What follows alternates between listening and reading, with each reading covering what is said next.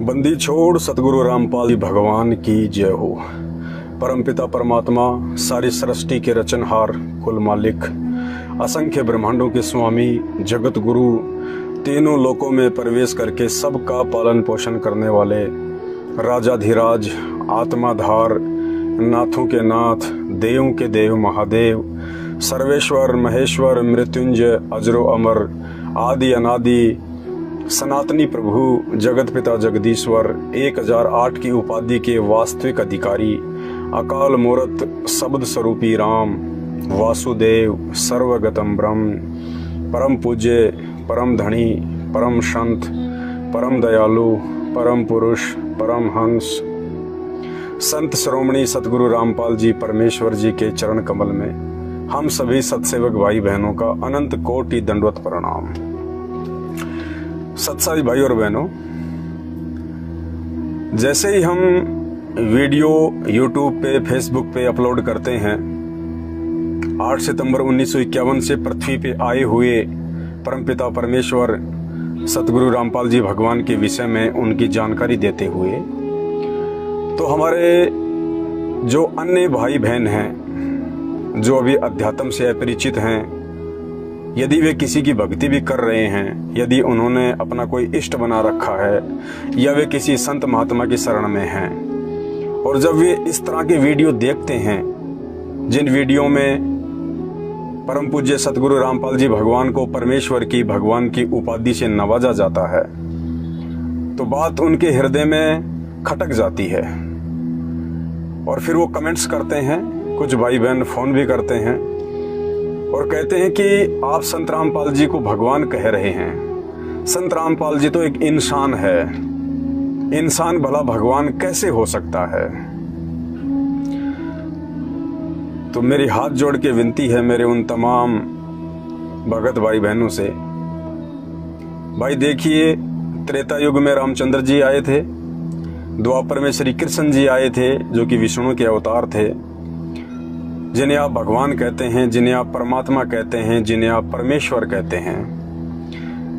तो मैं आप ही से एक सवाल करता हूं, जब त्रेता में रामचंद्र जी और द्वापर में श्री कृष्ण जी आए थे, तो क्या वे डायनासोर की तरह दिखाई देते थे, या वे सिर पे कोई सींग लगा के या कोई पूंछ लगा के, या लंबे लंबे उनके दांत थे? कहने का मतलब है वो कोई राक्षस की तरह दिखाई दिया करते थे या कोई जानवर की तरह दिखाई दिया करते थे जिन्हें आप भगवान कहते हैं। भाई वे भी तो एक इंसान के रूप में आए थे। जब श्री विष्णु, तीन लोक का स्वामी, और जब वो रामचंद्र जी के रूप में आए, श्री कृष्ण जी के रूप में आए, तो वे भी तो एक इंसान की तरह दिखाई देते थे, एक इंसान ही बन के आए थे। उनके भी हाथ थे, पैर थे, नाक था, आंखें थी, उनका भी एक परिवार था, उनके माता पिता थे, उनके बाल बच्चे थे, उन्होंने शादी भी करी, समाज में रहा करते थे, उनके रिश्तेदार भी थे, उन्होंने लोगों को अपना शिष्य भी बनाया, वो लोगों को ज्ञान भी दिया करते थे, वो लड़ाई झगड़े भी किया करते थे, सारे काम किया करते थे। जब श्री राम और श्री कृष्ण इंसान की तरह दिखाई देने के बावजूद आपके लिए भगवान हो सकते हैं, तो आज संत रामपाल जी के रूप में उस परमात्मा को आने में क्या दिक्कत है भाई? जब पहले भी भगवान इंसानों के रूप में आया, तो आज भगवान को इंसान के रूप में आने में क्या दिक्कत है? संत रामपाल जी परमेश्वर हैं, पूर्ण ब्रह्म परमात्मा हैं। श्री राम और श्री कृष्ण ये भी परमात्मा हैं, ये भी भगवान हैं, लेकिन ये कंप्लीट भगवान नहीं है। ये केवल 3 लोक के स्वामी हैं, और तीनों लोकों में भी ना तो श्री विष्णु भगवान का अकेले का साम्राज्य है, ना श्री शंकर जी का साम्राज्य है, ना किसी ब्रह्मा जी का साम्राज्य है। ये तीनों भाई हैं आपस में। क्योंकि हम हिंदुओं की सबसे बड़ी जो कमी है वो ये है कि हम अपने धार्मिक सदग्रंथों का अध्ययन नहीं करते। जब आप श्रीमद् भागवत सुधा सागर पढ़ेंगे, श्रीमद् भागवत देवी पुराण पढ़ेंगे, तो आपको पता चलेगा कि ब्रह्मा विष्णु महेश ये तीनों भाई हैं आपस में।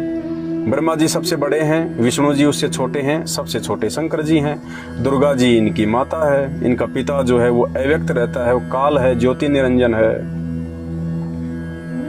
तो जब ये परमात्मा के रूप में आ सकते हैं, एक इंसान की तरह दिखाई दे सकते हैं, तो क्या संत रामपाल जी भगवान नहीं हो सकते, परमात्मा नहीं हो सकते?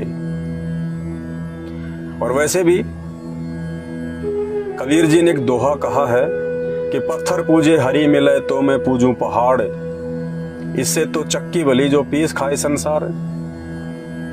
आप जिस राम और श्री कृष्ण जी की पूजा करते हैं अपना इष्ट मान के, आपने उनके मंदिर बना रखे हैं, उन मंदिरों में आपने जो मूर्तियां लगा रखी हैं वो किस चीज की हैं? किसी ने पत्थर की लगा रखी हैं, किसी ने सोने की, किसी ने चांदी की। तो 650 साल पहले कबीर जी जब आए थे तो उन्होंने क्या कहा था कि पत्थर पूजे हरि मिले। अगर इन पत्थरों को पूजने से पत्थर पूजे हरि मिले तो मैं पूजूं पहाड़। कबीर जी का जो संकेत था पत्थर पूजने का, वो वैसे मार्केट में पड़े हुए किसी पत्थर के टुकड़े को पूजने की तरफ नहीं था, किसी पहाड़ को पूजने की तरफ नहीं था। उनके कहने का मकसद था कि आपने इन मंदिरों में जो पत्थर की मूर्तियां बना रखी हैं, जिनको आपने हरि का नाम दे रखा है, भगवान का नाम दे रखा है, कहते हैं इन पत्थरों को पूजने से अगर भगवान मिले, अगर हरि मिले, तो फिर मैं तो पहाड़ को पूजूंगा, क्योंकि पहाड़ तो साइज में बहुत ही ज्यादा बड़ा होता है।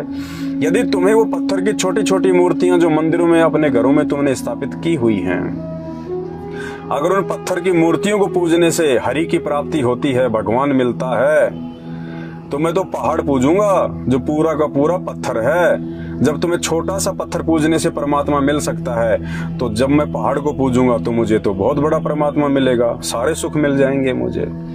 तो कबीर जी ने इस पाखंडवाद का, हमारी अज्ञानता का पर्दाफाश किया कि पत्थर पूजे हरि मिले तो मैं पूजूं पहाड़। अरे भोले प्राणी, नादान प्राणी, इससे तो वो चक्की भली जो पीस खाए संसार। वो पत्थर की चक्की अच्छी उस पत्थर की मूर्ति से तो कम से कम वो पत्थर की चक्की लोगों को खाने के लिए आटा तो पीस के देती है। तुम्हारे पत्थर के भगवान तो वो काम भी नहीं कर सकते, आटा पीसने का भी। अब कोई पत्थर की मूर्ति के सामने जाएगा, कोई दुखी आदमी है, क्या बात करेगा, कैसे अपना दुख बताएगा? वो पत्थर की मूर्ति के ना कान है, ना आंखें हैं, ना वो देख सकती है, ना वो सुन सकती है, ना वो पत्थर की मूर्ति आपसे बातें कर सकती है, ना वो पत्थर की मूर्ति आपके दुख में शरीक हो सकती है। और यदि कोई जीवित संत है, जैसे असंत रामपाल जी हैं, इंसान के रूप में आए हुए हैं, संत रूप में आए हुए हैं, वो आप और हमारी तरह हैं, वो सुनते भी हैं, देखते भी हैं, बोलते भी हैं। तो जब मैं उनसे कोई बातचीत करूंगा, अपना दुख बताऊंगा, तो वो सुनेंगे, और सुनेंगे तो संतों के पास में समाधान भी होता है, वो कोई समाधान भी बताएंगे। इसलिए जीवित संत को पूजना श्रेयकर है, ना कि मरने के बाद या शरीर छोड़ने के बाद। चाहे कोई संत हो, चाहे कोई भगवान हो, आप चाहे उनकी सोने की मूर्ति बनाओ, चाहे आप उनकी पत्थर की मूर्ति बनाइएगा, वो मूर्ति आपके किसी काम की नहीं है, आपका कोई काम नहीं कर सकती वो मूर्ति। इसलिए जीवित संत की तलाश करो। और वर्तमान में इस धरती पे लाखों की संख्या में आपको संत महात्मा मिल जाएंगे जो अपने आप को सर्वश्रेष्ठ ही बताएंगे, कोई अपने आप को कमजोर नहीं बताएगा।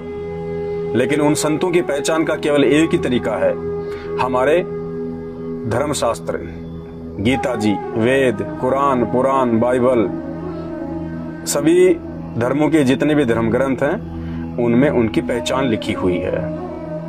तो विशेषकर हिंदू धर्म में जितने भी संत महात्मा हैं वो सही हैं या गलत हैं, उनको संपूर्ण आध्यात्मिक ज्ञान है या नहीं है, वो गुरु बनाने के लायक हैं भी या नहीं है, या खाली वो धर्म को धंधा बना के अपना बिजनेस सेट किए हुए हैं, इसकी जानकारी आपको गीता जी अध्याय नंबर 15 श्लोक नंबर 104 में मिलेगी कि जो उल्टे लटके हुए संसार रूपी पेड़ के सभी विभागों को ठीक ठीक बता देगा कि उसकी जड़ क्या कहलाती है, उसके पत्ते क्या कहलाते हैं, उसके टहनियां क्या कहलाती हैं, उसका मूल क्या कहलाता है, वो तत्वदर्शी संत होगा। और जो तत्वदर्शी संत होगा वही पूर्ण परमात्मा होगा, वो स्वयं पूर्ण ब्रह्म परमेश्वर होगा। तो 4 युग बीत चुके हैं संत रामपाल जी के अलावा। इन धर्मशास्त्रों का निष्कर्ष आज तक किसी ने भी नहीं निकाल के दिया, ना किसी को पता है वर्तमान में, केवल उनके अलावा।